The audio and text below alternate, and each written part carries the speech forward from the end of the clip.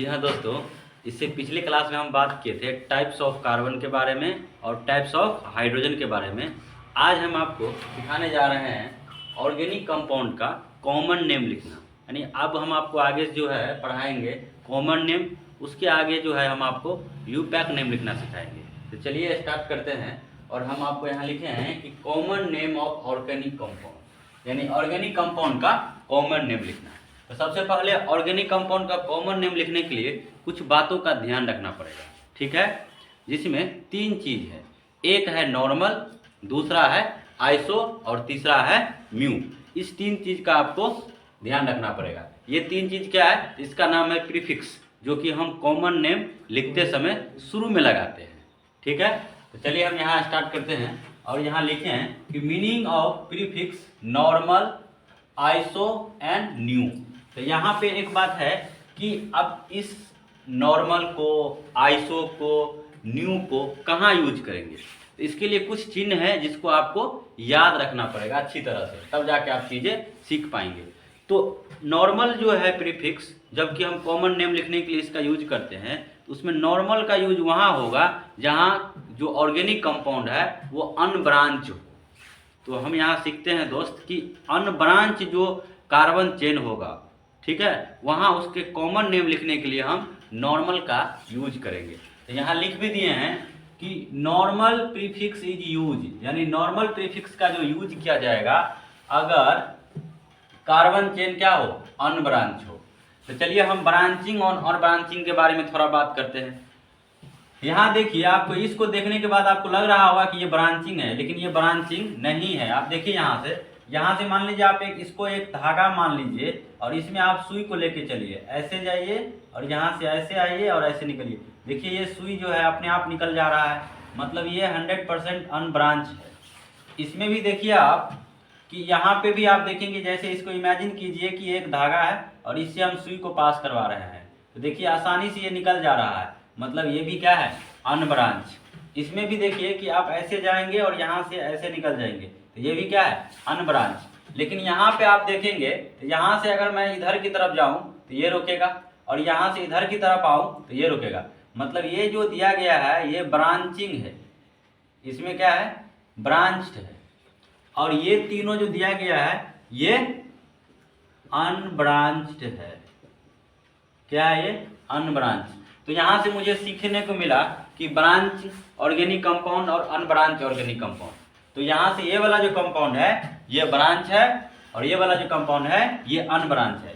और इसका जब मेरे को कॉमन नेम पूछा जाएगा तो इसको कॉमन नेम, इसका कॉमन नेम लिखने के लिए हम नॉर्मल का यूज करेंगे। क्लियर?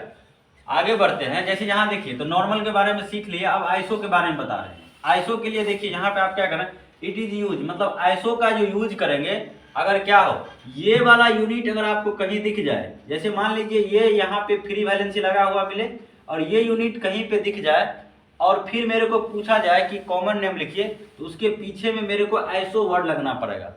क्या लगाना पड़ेगा, आइसो वर्ड लगाना पड़ेगा। लेकिन शर्त क्या है कि देखिए ये वाला जो यूनिट है अब यहाँ है, इसे हम आइसो यूनिट बोलते हैं, ठीक है। लेकिन अगर ये वाला जो कार्बन है ये यहाँ चला जाएगा और फ्री वैलेंसी यहाँ आ जाएगा, फिर भी ये आइसो है, ठीक है। लेकिन इसके आगे जो कार्बन आने वाला है उस कार्बन में कहीं भी ब्रांचिंग नहीं होना चाहिए। अगर इसके आगे मान लीजिए ये आपका क्या है, आइसो है, ठीक है, इसके आगे कार्बन आएगा, लेकिन इसके आगे जो कार्बन आएगा उसमें कोई भी ब्रांचिंग नहीं होना चाहिए। इसके आगे कार्बन आएगा उसमें ब्रांचिंग हो जाएगा तो ये आइसो नहीं रहेगा। इस बात को आपको खास ध्यान रखना पड़ेगा, ठीक है। तो ये यूनिट रहेगा तो उसे हम क्या बोलेंगे, आइसो। लिख भी दिए हैं, this unit is present without any further branching, इसके आगे किसी तरह का कोई ब्रांचिंग नहीं होना चाहिए, ठीक है। आगे देखिए न्यू के बारे में हम बता देते हैं। ये कह रहा है कि इट इज यूज इफ, मतलब इस तरह का यूनिट अगर आपको दिखाई देगा तब हम यहाँ पे इसका कॉमन नेम लिखने के लिए हम न्यू का यूज करेंगे। This unit is present without any further branching, कोई फर्दर ब्रांचिंग नहीं होना चाहिए। क्लियर? अब देखिए जैसे मान लीजिए ये यूनिट है, ठीक है, अब इसको हम न्यू कहेंगे, लेकिन इसके आगे मान लीजिए कार्बन आ रहा है, इसमें कोई ब्रांचिंग नहीं होना चाहिए। अब देखिए ये जो कार्बन है तो आप इसको न्यू नहीं बोल सकते हैं, क्योंकि इसके आगे जो आया है इसमें क्या आ गया, ब्रांचिंग आ गया, तो ये न्यू नहीं हुआ। तो इस कुछ बातें का आप ख्याल रखेंगे तो आप अच्छी तरह से चीज़ों को क्या कर सकते हैं, सीख सकते हैं। आई होप कि इतना आपको समझ में आ गया होगा। इसके आगे बढ़ते हैं और यहाँ देखिए लिखा गया है हाइड्रोकार्बन। तो हाइड्रोकार्बन जो होता है वो दो तरह के होते हैं। कितने तरह के होते हैं, दो तरह के, एक सैचुरेटेड हाइड्रोकार्बन और दूसरा अनसैचुरेटेड हाइड्रोकार्बन। तो जो सैचुरेटेड हाइड्रोकार्बन होता है उसमें कार्बन कार्बन के बीच में सिंगल बॉन्ड होता है, और जो सैचुरेटेड अनसैचुरेटेड हाइड्रोकार्बन है उसके कार्बन कार्बन के बीच में क्या होगा, डबल बॉन्ड होगा, ट्रिपल बॉन्ड होगा। ठीक है, यहाँ हम लिख भी दिए हैं कि जो कार्बन है, जो हाइड्रोकार्बन, वो दो तरह के होते हैं, एक सैचुरेटेड हाइड्रोकार्बन और दूसरा अनसैचुरेटेड हाइड्रोकार्बन। अब सैचुरेटेड हाइड्रोकार्बन जो है उसके पास क्या होता है, contain single bond between carbon atom, यानी कार्बन एटम्स के बीच में क्या होते हैं, सिंगल सिंगल बॉन्ड। जैसे एल्केन, एल्केन में क्या होते हैं, एल्केन में कार्बन कार्बन के बीच में सिंगल बॉन्ड होते हैं, मतलब एल्केन जो है वो एक सैचुरेटेड हाइड्रोकार्बन है।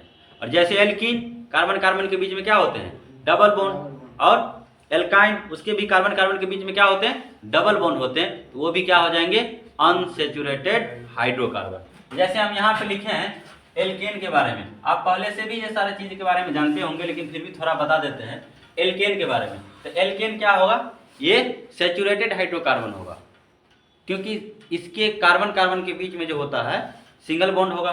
उसके बाद देखिए इसका जनरल मॉलिक्यूलर फॉर्मूला जो होता है वो क्या होता है, CnH2n+2। यहाँ n कितने से स्टार्ट होगा, 1 से। ठीक है, चलिए, तो n यहाँ से कितने से स्टार्ट होगा, 1 से। और आप एक बात याद रखिएगा कि कार्बन के दुगुना से दो ज्यादा हाइड्रोजन होगा तो वो एल्केन में आएंगे। ठीक है, तो यहाँ जैसे मान लीजिए हम n बराबर 1 लेते हैं तो आपका जो मॉलिक्यूलर फॉर्मूला बन के आएगा वो CH4। अगर मेरे को इसका नाम पूछा जाए तो सबसे पहले हम, एक कार्बन है, एक कार्बन को क्या बोलते हैं, मेथ, क्या बोलते हैं, मेथ, और क्या लगा देंगे यहाँ से ANE, तो क्या नाम हो गया, मेथेन। ठीक है, यहाँ पे मान लीजिए n बराबर 2 दिया गया हो, इसका अगर मॉलिक्यूलर फॉर्मूला लिखेंगे तो बोलो क्या होगा, C2 और H6। ठीक है, इसका नाम लिखेंगे तो बोलो कितना कार्बन, इसका अगर आप स्ट्रक्चर ड्रॉ करेंगे तो CH3 होगा। तो टोटल कार्बन कितना है, 2 कार्बन है, तो 2 कार्बन है तो क्या लिखेंगे, इथ, क्या लिखेंगे, इथ। कार्बन कार्बन के बीच में सिंगल बॉन्ड है, मतलब A एक सैचुरेटेड हाइड्रोकार्बन है, यानी ये एल्केन में जाएगा, तो बोलो यहाँ क्या लगा देंगे, ANE, तो क्या नाम हो गया, इथेन। जैसे मान लीजिए यहाँ पे n बराबर कितना दे दे, 3, कितना दे दे, तो यहाँ पे n बराबर 3 दे देगा तो बोलो मॉलिक्यूलर फार्मूला कितना होगा, C3H8। ठीक है, इसको जब आप स्ट्रक्चर ड्रॉ करेंगे तो क्या होगा, CH3 CH2 CH3, यही होगा। अब इसका अगर हम नाम पूछे तो क्या बोलोगे, 3 कार्बन है तो क्या लिखोगे, प्रो, अब बोलो क्या लगा देंगे, तो बोलो क्या नाम हो गया, प्रोपेन। ठीक है, जैसे मान लीजिए यहाँ पे हम n बराबर कितना देते, 4, तो बोलो मॉलिक्यूलर फार्मूला C4H10। इसको अगर इसका स्ट्रक्चर ड्रॉ करेंगे तो बोलो क्या लिखोगे, CH3 CH2 CH3। बोलो इसका नाम लिखेंगे तो बोलो क्या ये ब्रांच है, क्या ये हाइड्रोकार्बन ब्रांच है, नहीं, ये अनब्रांच है। तो बोल अनब्रांच है, इसका जब हम कॉमन नेम लिखेंगे तो क्या यूज करेंगे, नॉर्मल, आइसो या न्यू। तो हम अब ये बताए हैं कि जब अनब्रांच हाइड्रोकार्बन हो और उसका कॉमन नेम लिखा जाए तो उसके लिए हम एक प्रीफिक्स यूज करते हैं जिसका नाम क्या है, नॉर्मल। क्या नाम है, नॉर्मल। तो बोलो यहाँ क्या लिखेंगे हम, नॉर्मल। टोटल कार्बन कितना है, 4, तो 4 कार्बन को क्या बोलते हैं, ब्यूट, क्या बोलते हैं, ब्यूट। और क्या कार्बन कार्बन के बीच में डबल बॉन्ड है, ट्रिपल बॉन्ड है, तो सिंगल बॉन्ड है। तो सिंगल बॉन्ड है तो ये एक सैचुरेटेड हाइड्रोकार्बन है, और सैचुरेटेड हाइड्रोकार्बन है यानी एल्केन है। एल्केन है तो क्या लिखेंगे, बोलो लास्ट में क्या लगा देंगे, ANE। तो बोलो क्या नाम हो जाएगा, नॉर्मल ब्यूटेन। चलिए आप समझ गए हैं, एक और बताइए।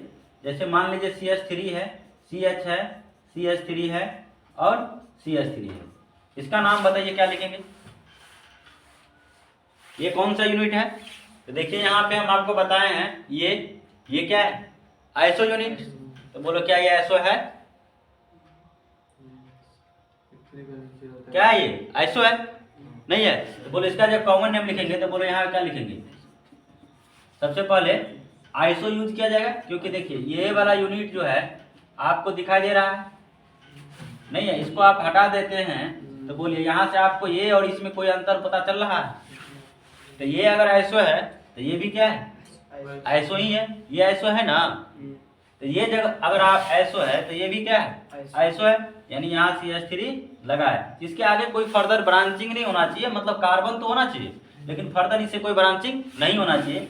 अब यहाँ पे मेरे को इसका कॉमन नेम पूछा जाए तो हम यहाँ क्या लिखेंगे, आइसो तो लगाना पड़ेगा क्योंकि आइसो यूनिट है। और टोटल कार्बन की संख्या कितना है, 4, तो ब्यूट तो लिखेंगे ही। क्या कार्बन कार्बन के बीच में डबल बॉन्ड है, ट्रिपल बॉन्ड है, मतलब एल्केन है, तो क्या लगा देंगे, तो बोलो क्या नाम हो गया, आइसोब्यूटेन। क्लियर।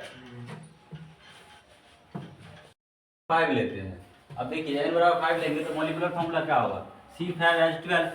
अब इसका जैसे देखिए ये जो है इसका अगर मान लीजिए मेरे को कॉमन नेम लिखना है, तो कॉमन नेम लिखना है तो बताइए ये ब्रांच है या अनब्रांच है, ये ब्रांच है या अनब्रांच है, अनब्रांच है। कोई ब्रांचिंग निकला है इससे क्या, नहीं, तो अनब्रांच है। इसका कॉमन नेम लिखेंगे तो पहले शुरू में मेरे को क्या लगाना पड़ेगा, नॉर्मल N लगाना पड़ेगा। टोटल कार्बन की संख्या कितना है, 5, तो क्या लिखेंगे, पेंट। एल्केन में आते हैं तो क्या लगा देंगे, तो बोलो क्या हो गया, नॉर्मल पेंटेन। जैसे यहाँ पे देखिए ये जो है, याद कीजिए ये वाला यूनिट अभी आपको बताया है, अभी ये वाला यूनिट बताया है जस्ट। तो बोलो ये जो यूनिट हम आपको बोले थे कि ये यूनिट अगर कहीं दिखे और इसके आगे कितना भी कार्बन हो कोई फर्क नहीं पड़ेगा, बस ब्रांचिंग नहीं होना चाहिए। तो क्या यहाँ ब्रांचिंग है, नहीं है, तो ये कौन सा यूनिट है। तो इसका जब नाम लिखेंगे तो कॉमन नेम लिखेंगे तो बोलो क्या लिखेगा, शुरू में क्या लगाना पड़ेगा, आइसो। टोटल कार्बन कितना है, तो क्या लिखेंगे, पेंट, और क्या लगाएंगे, तो बोलो क्या नाम हो गया, आइसोपेंटेन। जैसे यहाँ पे बात करते हैं तो बोलिए क्या लिखेंगे, जैसे अभी याद कीजिए अभी जस्ट बताया है ये वाला यूनिट क्या ये इससे रिलेटेड है, तो ये क्या था, न्यू। तो बोलो इसका कॉमन नेम पूछा जाएगा तो क्या लिखेंगे, न्यू। अब बोलो टोटल कार्बन कितना है, 5, तो क्या लिखेंगे, न्यू पेंटेन। ठीक है। अब हम आपको ऑर्गेनिक केमिस्ट्री में लेके चलते हैं, एल्काइल ग्रुप कैसे बनते हैं, तो एल्काइल ग्रुप बनाना सिखाते हैं। तो अभी जो हम आपको बताए हैं एल्केन के बारे में बताएं, अब हम एल्केन से ही क्या बनाएंगे, एल्काइल ग्रुप। तो चलिए यहाँ हेडिंग लगाते हैं, एल्काइल ग्रुप। अब ये एल्काइल ग्रुप कैसे बनाते हैं तो सुनिए ध्यान से। एल्केन से एक हाइड्रोजन को रिप्लेस कर दिया जाएगा, एल्केन से एक हाइड्रोजन को रिप्लेस कर दिया जाएगा तो क्या बन जाएगा, एल्काइल बन जाएगा। ठीक है। एल्केन से एक ग्रुप एक हाइड्रोजन को क्या कर दिया जाएगा, एल्केन से एक हाइड्रोजन को रिप्लेस कर दिया जाएगा तो क्या बन जाएगा, एल्काइल ग्रुप बन जाएगा। ठीक है। तो चलिए हम अभी आपको बताए हैं तो एल्केन के बारे में। तो देखिए एल्केन से हम एक हाइड्रोजन को रिप्लेस कर देंगे तो आपको क्या मिलेगा, यहाँ से एल्काइल ग्रुप। ठीक है। यहाँ एल्केन में ANE है और यहाँ एल्काइल में YL है। ठीक है। अब मुझे बताइए कि जो एल्केन का जनरल मॉलिक्यूलर फार्मूला था वो कितना था, CnH2n+2। ठीक है। अब बोलो इसमें से एक हाइड्रोजन को क्या कर देंगे, हम रिप्लेस कर देंगे तो बोलो यहाँ से क्या मिलेगा, जनरल मॉलिक्यूलर फार्मूला एल्काइल का CnH2n+1। ठीक है। तो अगर आपको कोई पूछता है कि एल्काइल का जनरल मॉलिक्यूलर फार्मूला बनाइए या जनरल मॉलिक्यूलर फार्मूला बताइए तो आपको क्या बोलना है, CnH2n+1। अब आप एक बात बताइए कि आप जो एल्काइल ग्रुप बनाते हैं वो कहाँ से बना रहे हैं, एल्केन से बना रहे हैं, यानी एल्केन से हाइड्रोजन को रिप्लेस करवा रहे हैं और एल्काइल ग्रुप बन जा रहा है। तो एक बात बताइए कि एल्काइल ग्रुप जो बनाना है तो एल्केन से हाइड्रोजन को रिप्लेस कराना है। तो अब आपको बता रहे हैं कि टाइप्स ऑफ एल्काइल ग्रुप। तो टाइप्स ऑफ एल्काइल ग्रुप में मान लीजिए कि एल्केन में अगर 2 तरह का हाइड्रोजन है, ध्यान से सुनिए जो हम आपको बता रहे हैं। एल्केन में 2 तरह का हाइड्रोजन है, तो 2 तरह के हाइड्रोजन को अगर बारी बारी से दोनों हाइड्रोजन को हटाएंगे तो 2 तरह का एल्काइल ग्रुप मिलेगा। तो यहाँ से मुझे कहने में कोई दिक्कत नहीं होगा कि एल्केन में जितने तरह का हाइड्रोजन है, क्या एल्केन में जितने तरह का हाइड्रोजन है मेरे को उतने ही तरह का एल्काइल ग्रुप मिलेगा। ठीक है, अगर एल्केन में 3 तरह का हाइड्रोजन है तो मेरे को 3 तरह का ही क्या मिलेगा, एल्काइल ग्रुप मिलेगा। क्लियर। तो हम यहाँ पे एल्काइल ग्रुप का जनरल मॉलिक्यूलर फार्मूला भी देखें, CnH2n+1, क्योंकि एक हाइड्रोजन हम रिप्लेस करते हैं एल्केन से तो एल्काइल ग्रुप बनता है। तो यहाँ चलिए, जैसे हम एक CH4 लेते हैं, ठीक है, अब ये CH4 से एक हाइड्रोजन को रिप्लेस कर देते हैं, एक हाइड्रोजन को रिप्लेस कर देंगे तो बोलो क्या मिलेगा, यहाँ से CH3 और एक फ्री वैलेंसी लगेगा। बोलो इसका नाम अभी आपको बताए हैं, एक कार्बन है तो मेथ लिखेंगे और क्या लगाएंगे, ANE। अब बोलो ये एक हाइड्रोजन कम है, मतलब ये एल्काइल है, तो बोलो एक कार्बन है तो मेथ तो यहाँ पे भी लिखाएगा और लास्ट में क्या लगा देगा, तो बोलो क्या नाम हो गया, मिथाइल। ठीक है, और यहाँ हम शॉर्ट में इसको ME भी लिख सकते हैं, कई किताब में दिया रहता है। जैसे मान लीजिए यहाँ पे हम लिखते हैं CH3, इसका नाम अभी बताए इथेन है, इससे एक हाइड्रोजन को हम रिप्लेस करवा देते हैं तो यहाँ से आपको क्या मिलेगा, CH2 CH3। बोलिए टोटल कार्बन कितना है, 2, तो 2 कार्बन है तो एक तो लिखेंगे ही। अब बोलो एक हाइड्रोजन को रिप्लेस करवाया गया है तो क्या लगेगा, YL, मतलब ये एल्काइल ग्रुप है, इसका नाम क्या हो जाएगा, इथाइल। क्लियर। आगे बढ़ते हैं, जैसे यहाँ पे हम लेते हैं CH3 CH2 CH3। ठीक है, अब बताइए कि इसमें कितने तरह का हाइड्रोजन है, इस एल्केन में कितने तरह का हाइड्रोजन है, 2 तरह का हाइड्रोजन है, क्योंकि 2 तरह के कार्बन है। ये वाला जो है हम पिछले क्लास में टाइप्स ऑफ कार्बन और टाइप्स ऑफ हाइड्रोजन के बारे में बताए हैं। यहाँ देखिए ये जो कार्बन है ये इस कार्बन से एक ही बार जुड़ा है, ये प्राइमरी कार्बन है, और इसके साथ जो हाइड्रोजन है वो प्राइमरी हाइड्रोजन होगा। ये वाला भी और ये दोनों क्या है, सेम तरह के कार्बन है, इससे जो हाइड्रोजन जुड़ा है वो सेम तरह का हाइड्रोजन होगा। क्लियर। तो आप मेरे को बताइए कि इसमें कितने तरह का हाइड्रोजन है, 2 तरह का। तो इसमें 2 तरह का हाइड्रोजन है, मतलब 2 तरह का कार्बन है तो 2 ही तरह का हाइड्रोजन है। तो इससे अगर एक हाइड्रोजन को हटाते हैं तो चलिए यहाँ से एक हाइड्रोजन को रिप्लेस करवाते हैं तो यहाँ से क्या मिलेगा, CH2 फ्री वैलेंसी यहाँ से हटाए, CH2 और CH3। तो बोलो इसका क्या नाम होगा, 3 कार्बन है तो क्या लिखेंगे, प्रोप, लास्ट में क्या लगा देंगे, YL। ठीक है, यहाँ पे बात करते हैं कि अगर इसमें से इस हाइड्रोजन को रिप्लेस करवाते हैं, इसमें से ये वाला जो हाइड्रोजन है इसको क्या करते हैं, रिप्लेस करवाते हैं, तो बोलो यहाँ से क्या मिलेगा, CH3 CH, यहाँ क्या लगेगा, फ्री वैलेंसी, और यहाँ से क्या होगा, CH3 मिलेगा। अब बताओ कि ये कैसा यूनिट है, आइसो यूनिट है, याद कीजिए अभी हम बताएं आपको। अब यहाँ पे फ्री वैलेंसी लगा हो या इस कार्बन को यहाँ लेके चल जाइए या इस फ्री वैलेंसी को यहाँ लेकर आइए, कोई फर्क पड़ने वाला नहीं है। तो ये कौन सा यूनिट है, तो बोलो इसका अगर मेरे को कॉमन नेम पूछा जाए तो क्या लिखेंगे, सबसे पहले आइसो वर्ड लगाएंगे, आइसो, टोटल कार्बन कितना है, 3, तो क्या लिखेंगे, प्रो। अब बोलो ये एल्काइल ग्रुप है, एक हाइड्रोजन को रिप्लेस करवाया है तो क्या लगा देंगे, तो बोलो क्या नाम हो गया, आइसो प्रोपाइल। तो यहाँ से मुझे कहने में कोई दिक्कत नहीं होगा, जैसे इस एल्केन में कितने तरह का हाइड्रोजन था, क्योंकि 2 तरह का कार्बन था, तो यहाँ से कितने तरह का एल्काइल ग्रुप मिला, 2 तरह का।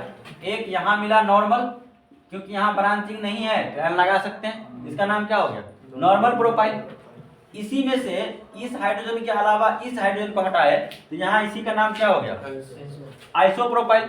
तो बोलो बाबू इस कंपाउंड से मेरे को कितने तरह का एल्काइल ग्रुप मिला, 2 तरह का।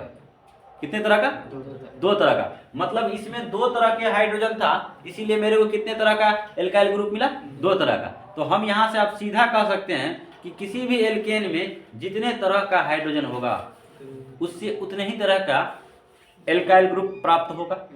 क्लियर। तो यहाँ आप लिख सकते हैं स्टार बना के, टोटल